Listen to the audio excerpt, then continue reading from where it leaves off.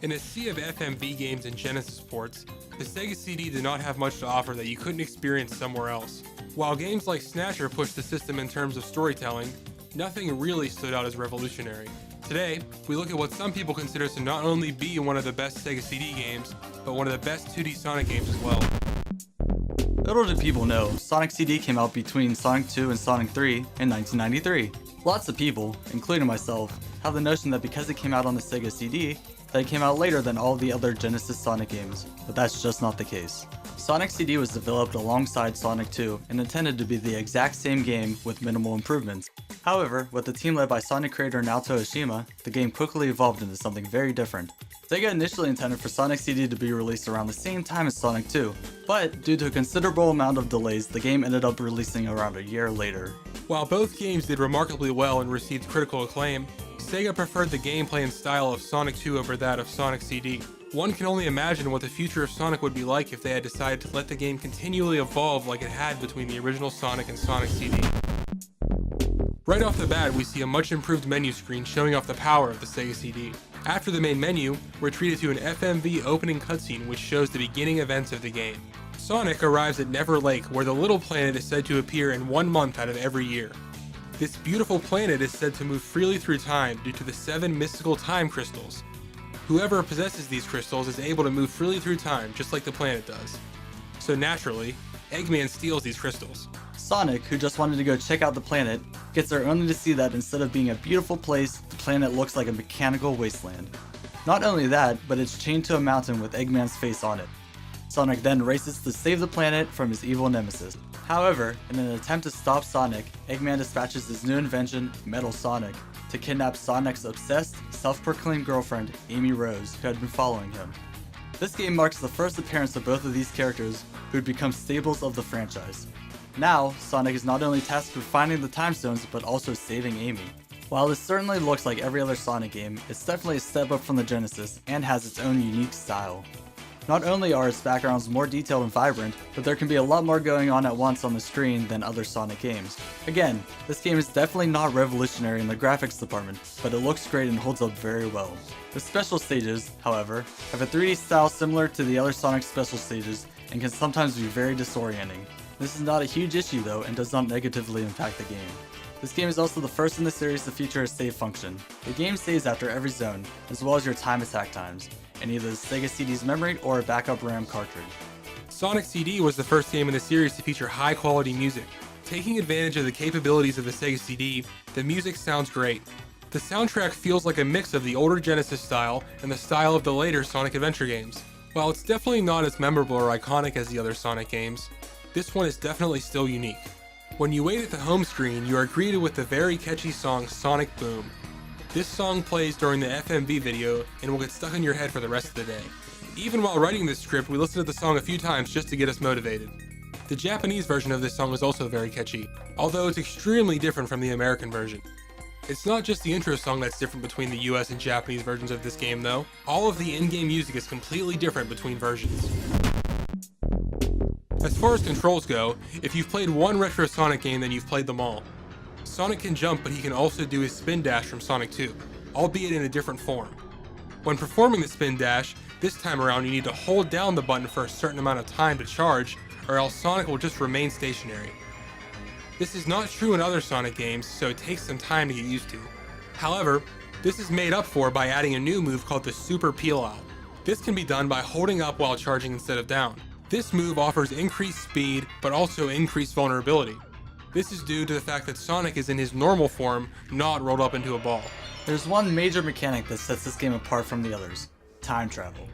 As with other Sonic games, the main goal is to get to the end of the stage, collect rings, and defeat Eggman. There are also boxes with power-ups, rings, and extra lives scattered throughout the levels. Other than checkpoints, there are now signs all over the level that say past and future.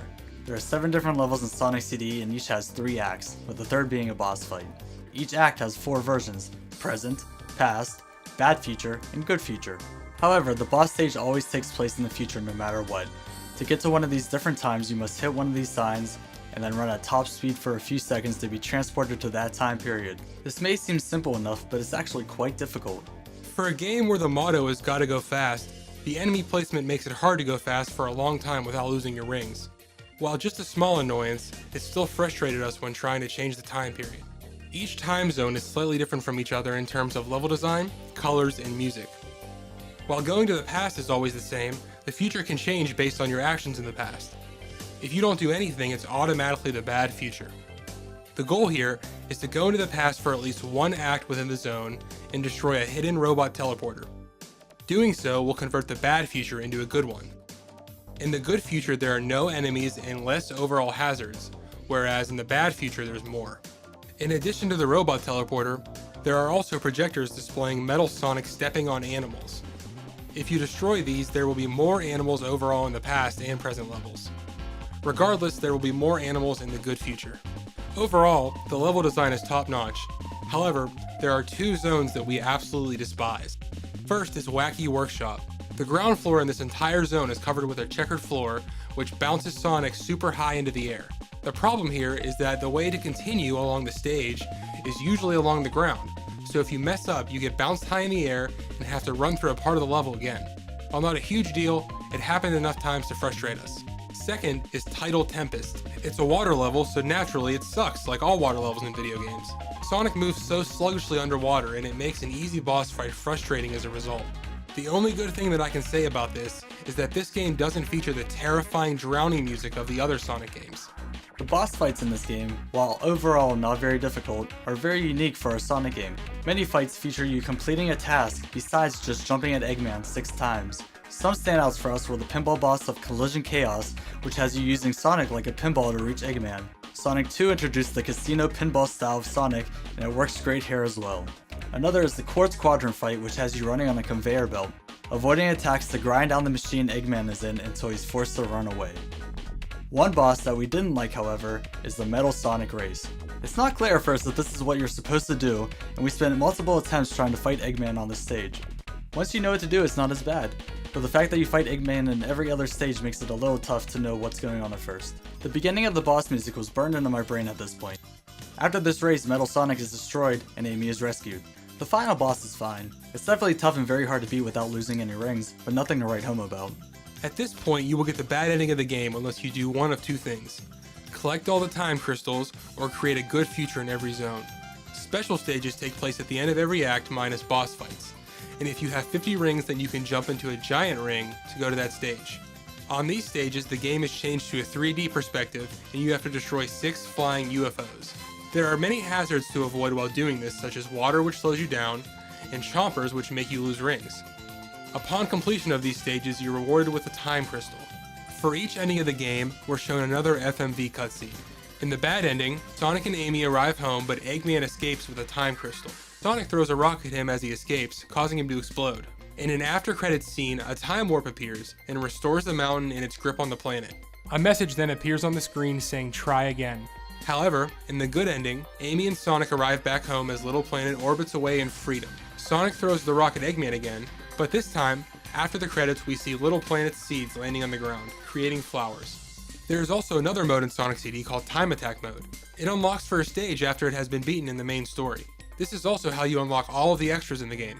If your total time attack time for all levels combined is under a certain amount, then you can unlock different things such as the sound test, time attacks for special stages, and visual mode, which will allow you to watch the game's cutscenes. Sonic CD is held in high regard by some Sonic players and not others, and it's hard to tell why. While the other 2D Sonic games have a if it ain't broken don't fix it mentality, Sonic CD really tried to mix up the formula and it's better for it. I think this game absolutely holds up and should be played by any Sonic fan today. There are excellent ports for the PS3, 360, PC, and iOS, among others, so anybody interested in a unique 2D Sonic game should check it out.